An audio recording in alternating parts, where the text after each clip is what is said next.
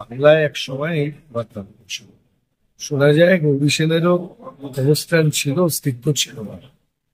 প্রশ্ন হচ্ছে মানুষের কাছে পয়সা নেই, কিন্তু ক্লাবগুলোকে অনুদান দেওয়ার যে রাজনীতি, এই রাজনীতি চিরকালের যদি শৃঙ্গ রাজনীতি।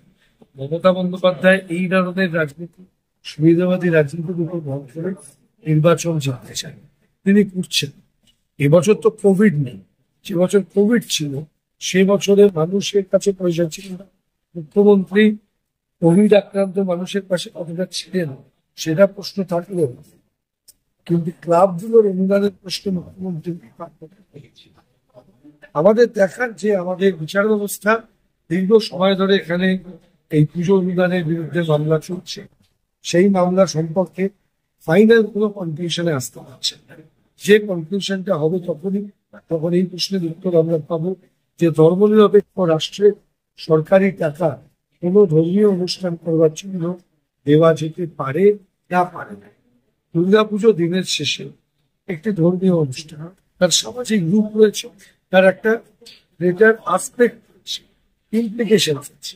সরকার সেখানে নানাভাবে ইন্টারফেয়ার লাইট বাড়ালেন, যেমন ধরুন একবার তারা বলেছিলেন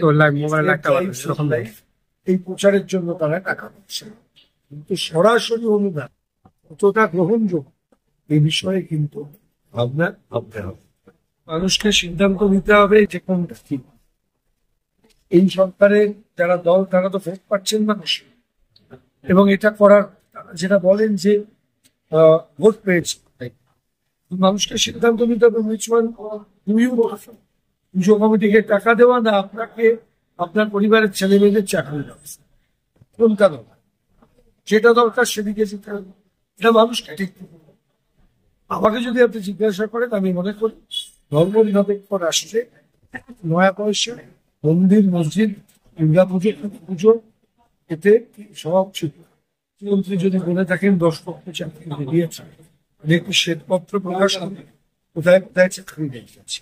উল্টো দিকে আমরাও তো শুনছি যে ইতিমধ্যে সরকারের পক্ষ থেকে সার্কুলার করা হচ্ছে এই মর্মে যে চাকরিতে খুব প্রয়োজন ছাড়া লোক নিয়োগ চায় না। এ ধরনের ইন্টারনাল সার্কুলার তো আসছে, কোনটা সত্যি, কাকে বিশ্বাস করবে? এই গভর্নমেন্টের রয়েছে, কাউকে বিশ্বাস করা যায় না। ওনার কথার গুরুত্ব ওনার দলের লোকেরা দেয় না, ওনার অফিসাররা দেয় না, ওনার কথার গুরুত্ব দিয়ে